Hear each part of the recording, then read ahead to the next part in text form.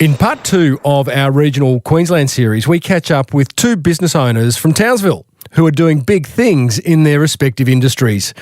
It's a balmy episode 568 of the 12-year-old award-winning Small Business Big Marketing podcast. Well, I said, welcome to a small business marketing show where successful small business owners share their souls to take your marketing straight to the lead. Now, here's your host, Mr. Timbo Reid. And welcome back to your weekly dose of marketing madness. I'm your host, Timbo Reid, and I have an insatiable curiosity for uncovering marketing strategies and ideas that help businesses just like yours to grow. You, so much more importantly, well, you're a motivated business owner, ready to crank out some great marketing to build that beautiful business of yours into the empire it absolutely deserves to be. And that is exactly why I do what I do in order to help you. As per usual, team, there is marketing GOLD dripping from the ceiling over here at Small Business Big Marketing's HQ. So let's get stuck right in. This week, we head 350 clicks down the road from Cairns to Townsville, meeting two more inspiring regional business founders who've set up businesses and lifestyles they love outside of the big smoke. We'll discover the upside and downside of doing business in regional Australia, plus you'll get all the usual marketing gold you're used to. Of course. Today we meet Daniel Condon, a young fellow who's on a mission to create Townsville's best air conditioning business. Not a bad place to do it, given Townsville has recorded temperatures as high as 45 degrees Celsius in the shade. That's 113 degrees Fahrenheit for you wonderful listeners on the other side of the world. But first, let's meet Giovanni Spinella, co-founder of Townsville real estate agency Explore Property. Launched just 5 years ago, Giovanni already has 4 offices, including one on Magnetic Island. Nice. Employing 39 staff who are responsible for 1 in every 5 properties sold in the region.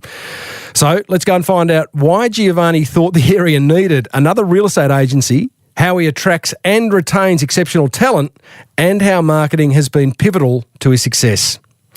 I started off by asking Giovanni why he decided to start a real estate business at the lowest point of the property slump in 2016. Wow. Look, a lot of people told me I was crazy to go into business for myself in 2016. We were definitely at the bottom of the market. You know, people were backwards by a long shot. We're talking 25% losses on properties, and Townsville actually had quite a lot of depressed sales as well. So the market was struggling. I'm not really sure what I was thinking. I just felt if I could, there's buyers and sellers in every market and people will need help. So we just sort of took that on the chin and decided to do it. Clearly, good self-confidence. Was there anything that sort of gave you an indication? Why did Townsville need another real estate agent? Yeah, I suppose that comes probably from a bit of our history. My parents are in the building trade, worked for a long time. So I saw my father go through a stage of using real estate agents as we were getting older, and I suppose there was a part of me that said that Townsville needed someone to come and change the status quo, needed someone that wanted to push boundaries and do things that others weren't doing or, weren't doing well. So I suppose that was probably my drive. And becoming a business owner in 16, I was an agent for a few years prior to that as well. So I had been trying and testing a few things and I was getting some response from that. So I figured I wanted to build my business around that model. You do launch in a very depressed market. You knew you were going into it. Was it as bad as you thought, or did you put a couple of things in place that led to quick success? To be honest, my brother, who is also my business partner in the business, we decided to risk everything. We sort of said, okay, we've got 12 months. We sold our cars. We paid our rent in advance on the building for 12 months. Neither of us had a fixed income. We had put all our savings into fitting out a building, and we sort of said, well, we don't really have a choice. But honestly, we started with no rentals, no sales. I came, I was off the back of my own reputation, I suppose. I was leaning on to try and get stock, and we actually didn't settle our first sale for 3 months. And, wow. How's your mindset in that 3 months? Oh, I was scared. As anybody, there's fear there. Definitely. I was like, my God, have we done the right thing? But in saying that, one thing that we never gave up on was that we just did more. My brother and I were like, all right, if we need more opportunities, let's go and door knock more people. We were walking flyers until 9:30 at night, dropping in letterboxes. And we sort of gave ourselves an option that we didn't want to fail, and we knew that it's not in our DNA to fail, but we had 12 months to succeed. So we gave ourselves a timeline. Were you watching yourself during that time? Were you watching your brother at that time, and was there desperation creeping into the way you were operating, or you kept it cool and gone, you know what, we've created a 12-month opportunity, let's just deal with it? Yeah, I think both of us just basically realised that this was it. There was no option. There was no plan B. My brother was 13 years in the military.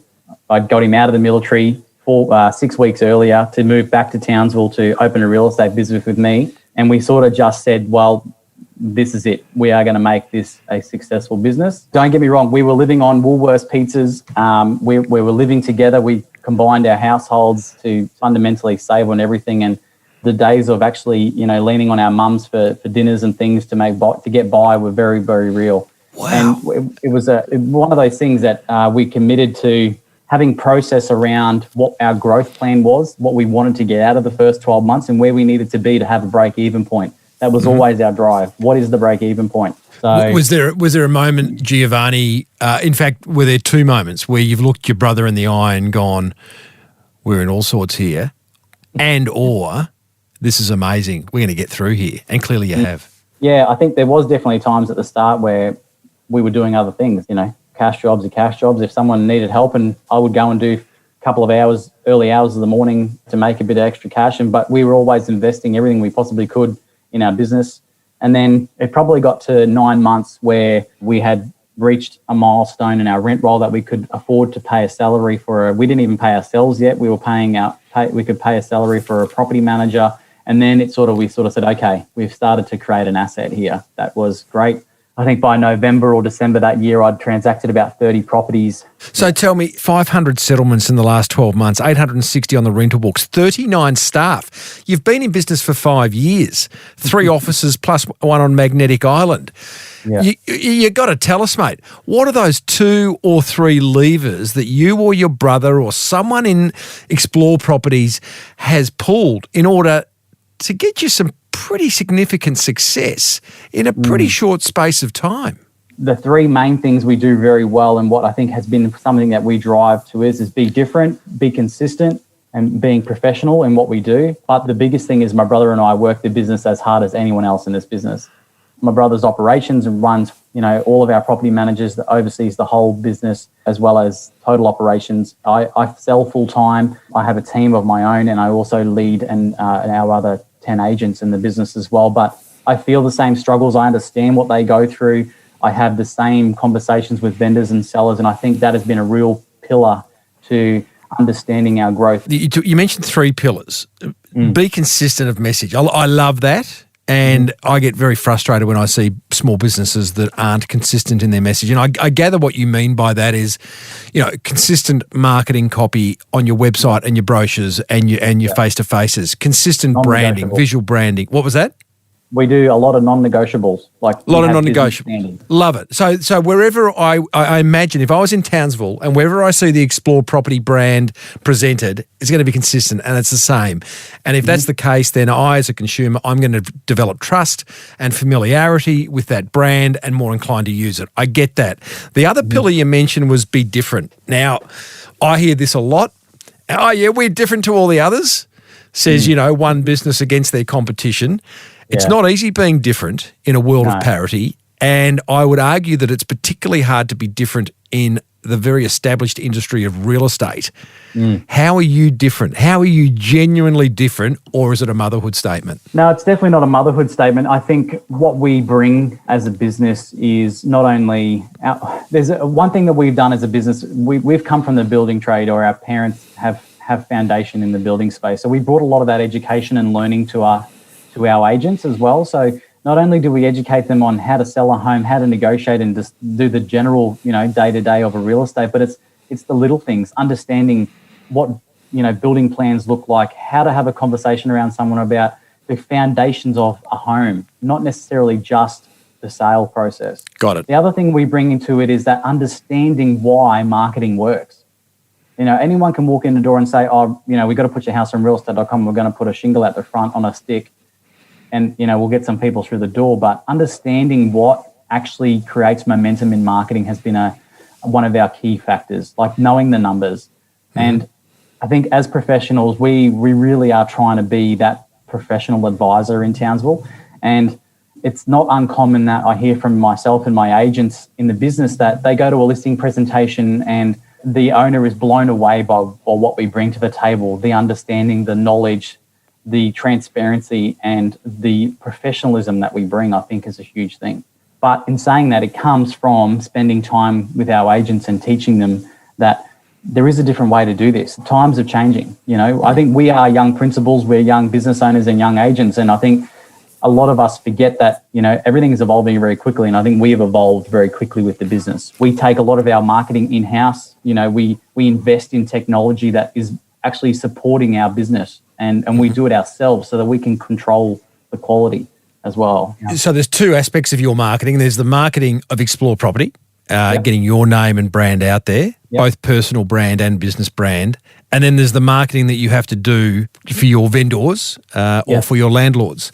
What's the most effective marketing for each of those situations that you're finding? Well, one thing for our company branding, we are very much consistency of message, like I mentioned before. And I think one thing we've done very well is that we know that there's a lot of people that try things and just give up. Like they do billboards for 3 months and that's enough. We have done it consistently for years, day in, day out. We invest in multiple avenues on the air. We're on the TV. We make sure that message is consistent. So if you are looking for a property, discussing your plans for your future, we will be either at the front of mind or in the mix. For sure. Now, when it comes to property marketing for a property, one thing that I tell all of my vendors and one thing that this is part of my role in the business is to make sure that our marketing actually works. The little things like 3D tours and floor plans are, those little 1%ers are the driving forces of people making decisions. And that's some of our non-negotiables. I love hearing the word 1%ers on this show. I don't hear it as often as I'd love to, but it is because, in a world of sameness, most real estate agents are doing the same thing. Most accountants, most chiropractors, most any business are all doing the same thing, but it's those 1%ers that can set you apart from the pack. You say you do radio ads. It sounds like you have a very deep respect actually for marketing, Giovanni. No wonder I've got you on the show because, again, having that respect is important and it's fun. I get the sense that you find your marketing fun. You're on radio, you're on TV. Again, really refreshing to hear. Do you have a particular strategy for those what I call above the line mediums? Is it awareness? Look, we do both. So radio, we do consistent message. I'm a big believer in that sometimes if you do the right message, you don't need to necessarily do a really strong call to action. Our results prove our brand and so we're very humbled to be, at our position in our business, being number one in our region. And, we sell 1 in 5 homes in Townsville at the moment. So they're things that we know if we just be humble about it and put it out there, they will get us. People will call and, we can show them how that is. But one thing that we have is a very simple slogan, choose your agent, choose your result, that is across all of our mediums. And we are just giving people awareness that we are here. We are ready. Are you in the ads? So on the radio, we do a couple of different things. So I do a real estate wrap-up once a week on the radio, which is myself talking about the market and our business and our team. You'll always hear me talk about my agents, and that's probably been a big thing that, our growth in our people has been about investing in our people. So that is important as well. But our message on the radio, for me, real estate wrap-up, I do want to show that our business is focused on knowing the market and knowing our locality, which is what people want to know. Because every question every agent gets asked when you can walk into a coffee shop, the first thing someone says to me, "Hey Giovanni, how are you? How's the market?" Yeah. And how much am I going to get for my place? That's the second question. Very about selling. Oh yeah, we talked about that 3 years ago when we caught up here last. I imagine being in Townsville in a regional city and accessing, the TV, the radio, the outdoor makes it relatively, I'm not going to say easy, but easier to build a business brand and a personal brand. So I'm guessing you're walking down the street and like you say, there's Giovanni, what's the market doing? So you've got this presence that you've been able to build without spending an absolute fortune. It's probably, tell me if I'm wrong here, it's been easier to do what you've done in 5 years in Townsville potentially than if you were trying to do this in Brisbane or Sydney or Melbourne? For sure. One thing that Santa and I noticed very early in our piece is that no one else is doing what we're doing and no one else is willing to take the risk. We were just made a plan, execute the plan, invest in it, and let the results come from that. So I think it was probably easier in a regional town because we probably have been that one that's done more. But in saying that, we are very much an agency who we invest in the business. We work very hard, and look, at the end of the day, we could be sitting in the Bahamas somewhere sipping wine, but if we decide to work in our business and invest our rewards back into our business in our marketing, and we know that will, in the future, is only going to create a reputation that is about being the leader. So, and that's what we're here to do. And that was our drive 5 years ago. We wanted to be number one. And you are. Plan. You're working 100% in sales. You're on the tools. Yep. I've interviewed more than one business owner over the last 12 years that has said, one comes to mind, a guy, Taz Maulis. Taz was a commercial painter on the Gold Coast. He still is, painting all the big high-rises. His business took off to a multiple of 3 or 4 the minute he got off the tools and was responsible for quoting and following up. He said it changed everything. You, by the sounds of it, are still on the tools, so to speak. You're listing, you're selling, you're auctioning, you're doing all that. Do you ever wonder if you got off the tools and dedicated 100% of Giovanni Spinella to the business of business, that you might actually be in the Bahamas this time next year? Oh, look, I think there's always a part of me that would love to not be a selling principal, but at the same time, I think there's a real connection with with the team that I have here, that what we call our family, is that they know about the market and I know about the market because I do it on a daily basis. Like, it's still, for me, we're learning and evolving. And I think for us to be really sharp and consistent in the market is that I need to be in that market to know what the people are saying, what the sellers are saying, what are the buyers saying. Couldn't you get that from your key people? Are you a control freak? I've got you. I like to call it lead by example, but at the same time, I suppose I could. But look, I don't know. That's a tough question.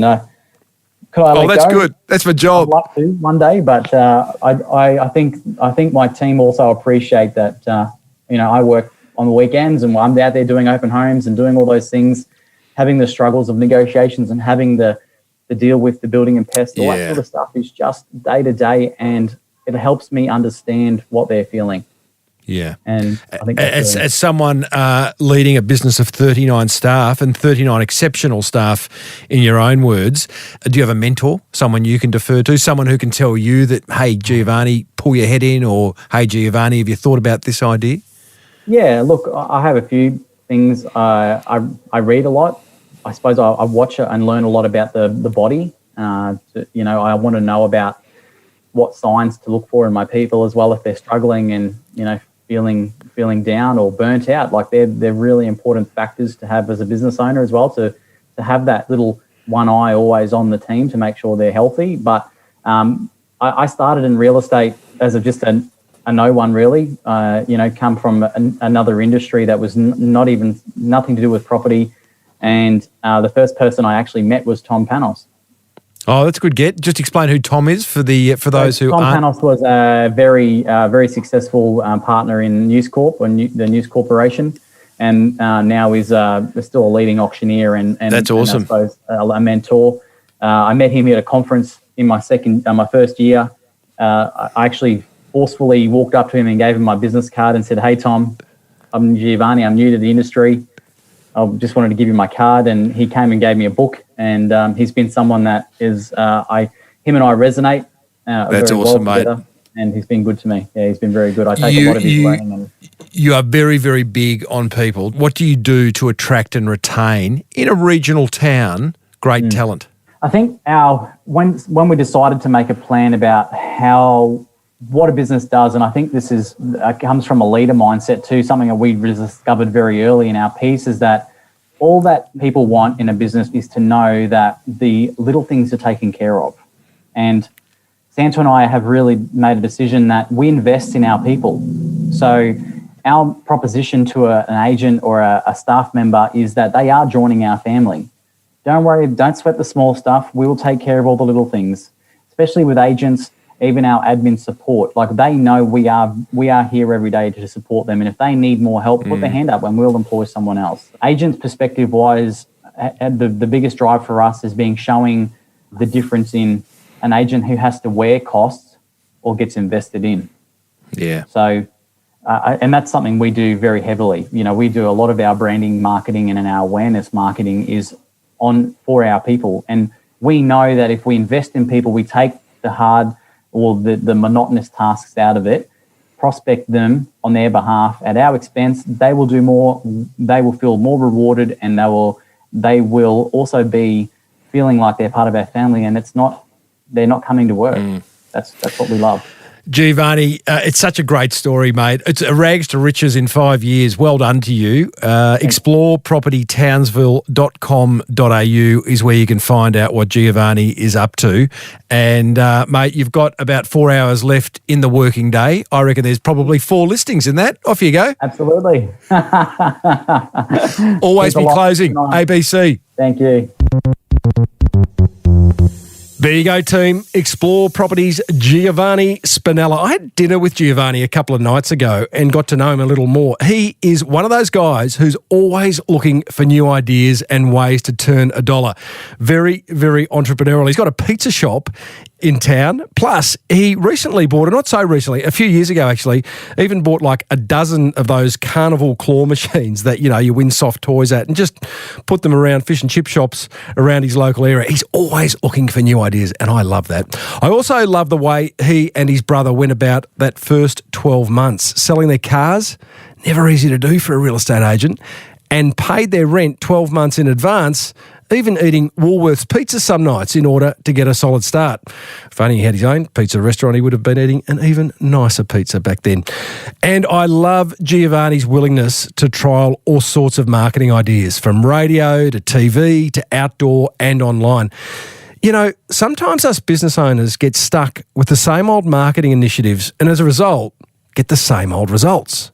So maybe for the next 6 months, here's a challenge. Allocate 20% of your marketing budget to ideas that you've been thinking of, but for whatever reason, haven't found the time or courage to trial. You may be pleasantly surprised by the results. If something grabbed your attention, let me know by calling the Small Business Big Marketing Hotline on 0480 015 150. Stick it in your phone.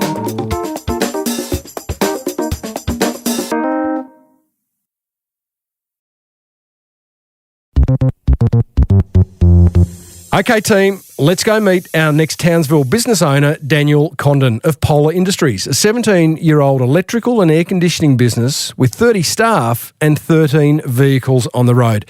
We cover plenty of ground here, including the impact getting off the tools had on his business's growth, how he integrates constant innovation into his business, and the best business advice he's ever received, which came from his auntie. Wait till you hear what it was. Here's Daniel explaining his early decision to buy a local electrical business many, many years ago. Obviously started with the air conditioning to start. Most of my competitors had to do the air conditioning portion of the contracts, then subcontract or employ people to come in after them and do a little bit of electrical, which obviously isn't very streamlined. Big complaints from customers. So I could then turn around and say, we turn up Monday morning, 7 a.m, or whatever the system is, sort of by 10, 11, electricians wire it, it's running, and you're happy by 12. So it was a no-brainer. No-brainer, mate. Most of my competitors say I'll be there Monday, electrician will be there Tuesday, maybe Wednesday. So, mate, are you one of these, have I happened upon a tradie who owns a bigger company that actually says what they will do, delivers what they'll do? Yeah, we are. This is extraordinary. I'm not biased, but we get a lot of feedback from customers, and one of the biggest things that makes us and helps us win jobs is turning up at a 9 o'clock quote at 10 to 9 or 9 o'clock. Yeah. Yeah, we call and say, hey, courtesy call, we're probably going to be 10 minutes early, and people are very shocked. Yeah. Again, yeah, it's incredible. We recognise that as a fault in the industry, and I think all trade-related industries are guilty of it, so we try to be the exception, and it's paid off.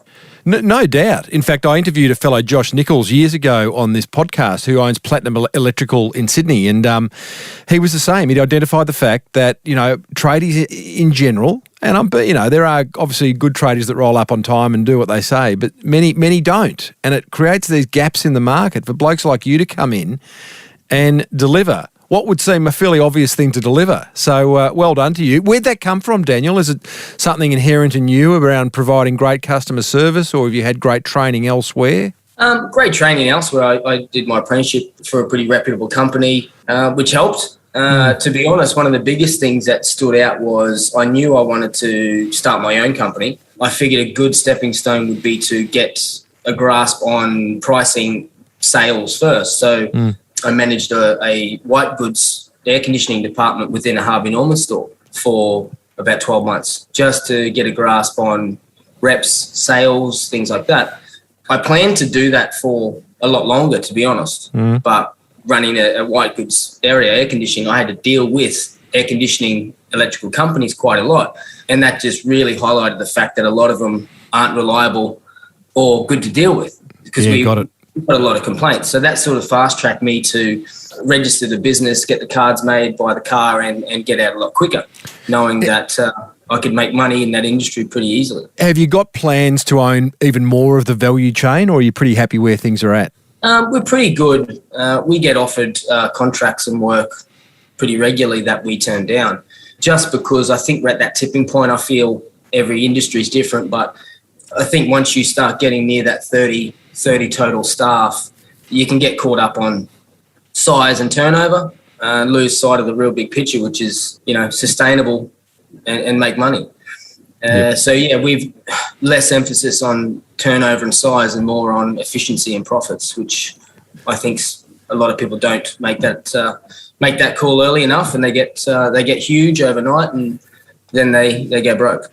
So let me just be a bit clear on that. You're less interested in increasing revenues, much more interested in reducing expenses and figuring out how you can be more efficient. That to you is your kind of scoreboard. Correct, yeah. So it's easy to get caught up, and I see it often in the business circle, people, at a football game, a social event, talking about the growth, how busy they are, their turnover.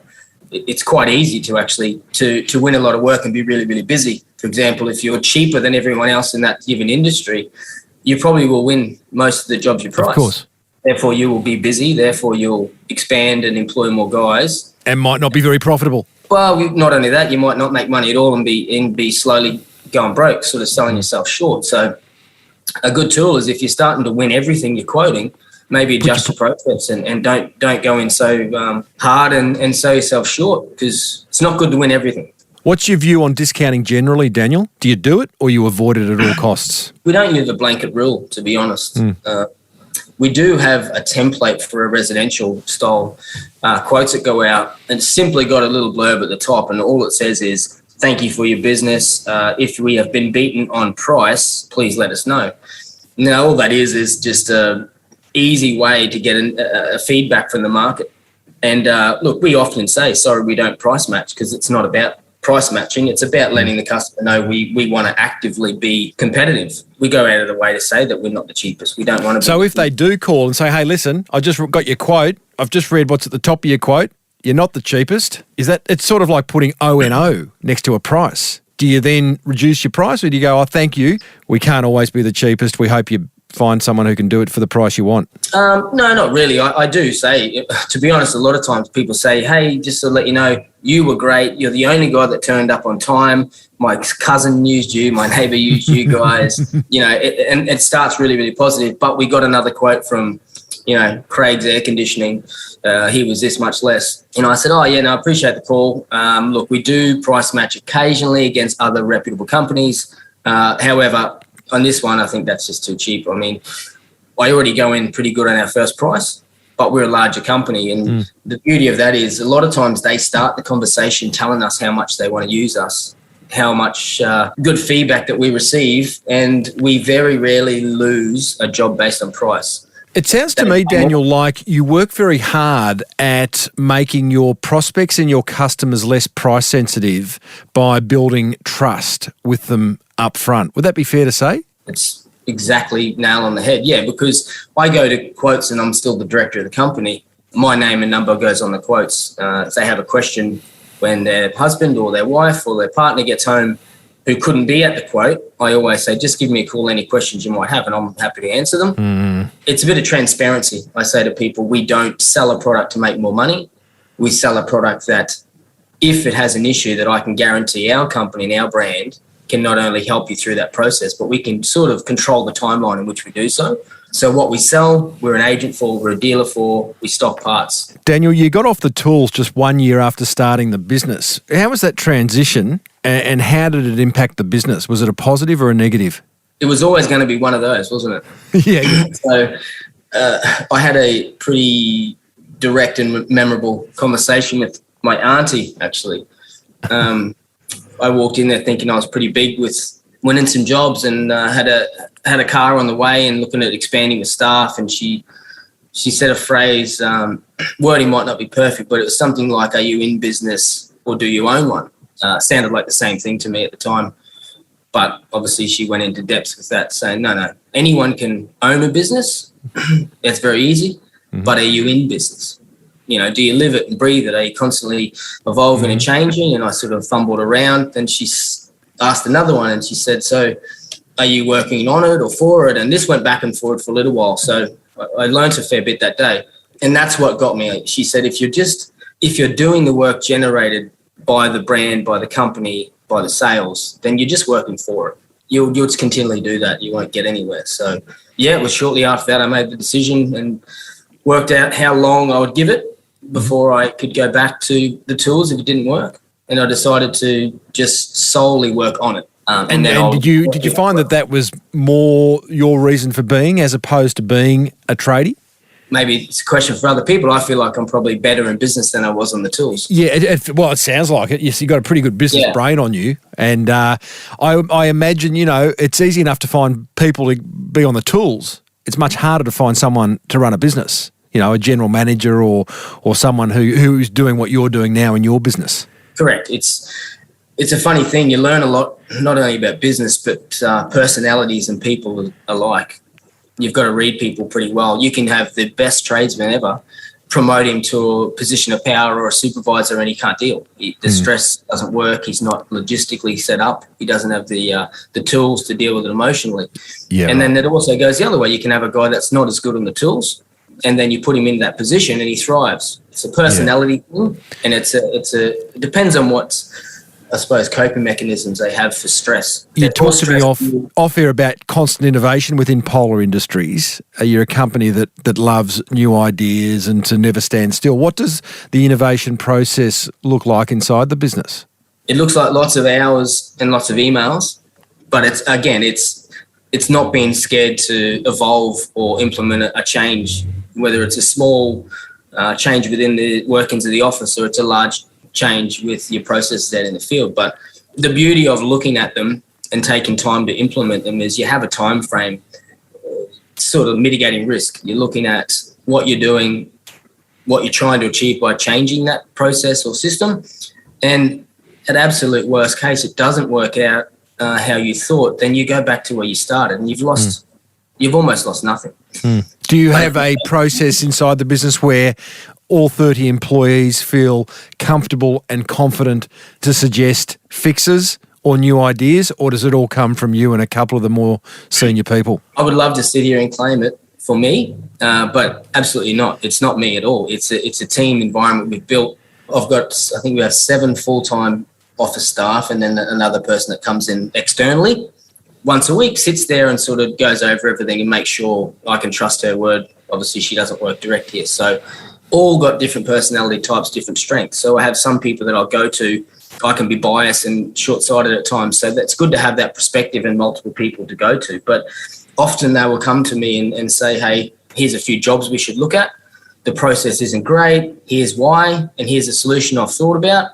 Oh, how fantastic. It's very, very simple, but it's open to a policy where the worst thing I can say is, I don't agree and we're not going to do it, which is, again, you've lost nothing. Mm-hmm. But on the off chance it's a good system and I can see some merit, then we will 100% have another meeting in the office and we'll implement it. Do you know what I love about that, Daniel, is not only can people come to you with a problem, that's really only half the problem, excuse the pun. It's actually they come to you with a solution. You've obviously encouraged them to say, well, okay, don't just come to me with a problem, but, how would you fix it? That's pretty good. And then obviously implementing anything that makes sense is another kind of confirmation that they are on the right track. They're seeing their ideas come to life. Correct. And look, even our technicians in the field are taught that, and a lot of them possess that skill naturally. They don't pick the phone up in the first 10 minutes to a supervisor and just explain their problem. We say, look, just don't rush it. Just give it an extra 15 minutes, exhaust all your options on site. And when you've found the problem, you know where to look for the solution. And then if you need to make the phone call, you make it. Mm-hmm. Don't call and say, hey, there's a problem, because I can't fix it from my office. You're on site. Give me a call, say what the problem is, what you've done to rectify it, and what your suggested solution is. And then we can have that conversation, and I may shed some light on it, but what you say may be perfect, and I'll just say to go ahead and fix the problem. Gee, it's a very mature way of doing business. How do you convey, you're the business owner, you are very clear by the sounds of it on the philosophy and the values that underpin Polar Industries. How do you convey that as the business grows and you've got 30 staff? How do you convey that they can do that on the field, that they have permission to make mistakes, they have permission to put forward ideas, they have permission to spend a little bit more time figuring out before they call the boss? Well, short answer, it's hard at the start. I think the more respect you have from your colleagues, the easier it is. But, at the start, when I first started and I was sort of 21 years old and I was the owner and had opinions and things, and people were stubborn and they didn't want to change. That's the risk of owning a business at 21. But as time's gone on, we've matured. I have a few people here, lots of people actually older than me, but I feel like together we just work. We work well. Keep the energy up. We do social club events. I always say to people to come to me with any problem, work-related or not. If there's something small I can do, then I will. I think that just builds that rapport with them, where we have a percentage of what we do is friendship, not just, a boss and a worker. And that's important. Yeah, got it. Daniel, COVID came along. An industry like yours, where you're out and about inside people's homes, people's offices, how'd that impact you guys, and how are you navigating your way through it? When it first hit, it was before the packages and stuff from the government. It was the scariest term that I can remember in business, being we didn't have 4 or 5 staff. I think it was at the time we had 28 or 29 full-time staff. And I did a few quick calculations of wages, ongoing expenses versus zero income. There were some scary numbers. So, short term was very scary, and we were limited to what we could do based on early days. We didn't know what the government was going to offer. So we simply called all the boys together for our normal toolbox talk, but we did it out in the car park. To keep the distancing thing together and that, because we were an essential service, so we could do that. And I just explained to them that we will make sure we can do everything to keep them employed, to keep money coming in. But until we get some assistance or something, I'm going to need a bit of flexibility with the boys. If you have to use a few hours of leave here and there to keep the doors open, to keep to keep everyone going, then I put my guarantee behind that I would do the same. And I think that helped the boys a little bit. We did hear a lot of people just saying, well, I'm not floating wages, I'll just shut the doors. That's the last thing we wanted to do. So it was just mainly I was more worried about a lot of the boys and the girls in the office than myself at that point. A lot of them have young families and things, and they didn't know what to do, because my phone lit up with messages naturally, no doubt, which I usually can answer most questions. And in this case, we couldn't. So it was a tough time. No doubt. So, you mentioned toolbox talks. What are they? Just a group meeting we sit together, and we try not to make it a name and shame session, but that constant improvement that needs to be backed up with something, and the toolbox talks is that platform. So we get together. I'll go through any things that have happened. We try and not ever, again, name and shame or just make it about bad. If something's bad happened, we then end on positive and say, look, guys, these are simple things. We very rarely get complaints from our clients, which is amazing. So we just try and keep on top of that training. And is that a weekly thing, monthly? They're locked in monthly. We will bring that shorter or longer if we have, say, a holiday period where people are away. We'll adjust that And we do the same thing in the office, obviously on different weeks, but we have office meetings. And that's a similar thing, but to go through processes. And again, that's about fine-tuning our systems, making sure that what we've implemented maybe the month before is working. Daniel, what role marketing in Polar Industries? Do you have a deep respect for it, and what marketing works best in attracting new business? As much as possible. Yeah, really? You're a big fan. Big fan. And look, in the early days, to me, it was a waste of money before I knew. Someone says, you want to do a radio ad or a TV ad, it's X amount of thousands of dollars. I just heard that it would cost me thousands of dollars. With a bit of maturity comes that age-old saying, you got to spend it to make it. It is a very true statement. There's a direct reflection between the more you spend on advertising, the more effort you employ to be on the shopping list, then the more you get back from customers. Mm-hmm. And we've just seen that over the years. I have a lot of people tell me, why do you spend that money, or you don't need to, or we recently did a package through the NRL and people were questioning the decisions we made. But the simple fact is we've done it for a long time. Mm-hmm. We've experienced more growth than anyone else during that period. And it's continuing to trend that way. So until I seen that not happen, I would always. What's the most effective marketing that you do? Is it advertising? Is it networking? Is it social media? What seems to work the best? We probably honestly get the most realistically from word of mouth. I would argue word of mouth is not marketing. Word of mouth is the result of a great offer, a great business. You know what I mean? Like sometimes I think if it had to be one of those platforms, I'd probably say the television. Wow. But it works in very, very well with our radio. Uh-huh. So we will work them depending. If we have for example, we have a call to action campaign where we have a particular date and time and a product, something direct that we want to push. You hit radio and it gets a massive result quickly. If it's more of a getting our name out there to reach a mass amount of people to keep our name relevant and on that shopping list, then that's more of an ad that we'll run through TV. Interesting. But we always run both. Mm-hmm. Yeah, and okay. That's the relationship we have with our local guys. We sort of have regular meetings. We'll tell them what we want to achieve. Then they will obviously look at that and see what that is. Does that translate better to a TV commercial at 7:00 at night during the footy, or was that better to be ran, 30 spots on a radio during the day? And we rely on their feedback. And creatively, do you guys write the ads? Do you leave it to the TV or radio network to write the ads? I'll leave that to the more creative people. Yeah. Yeah. I just play myself to my strengths, and I play everyone that we use to theirs. That's a simple thing for anyone in business. If you want a wall painted, you get a painter. If you need an ad done, you go to creative. And if someone needs an aircon or electrical, hopefully they come to me.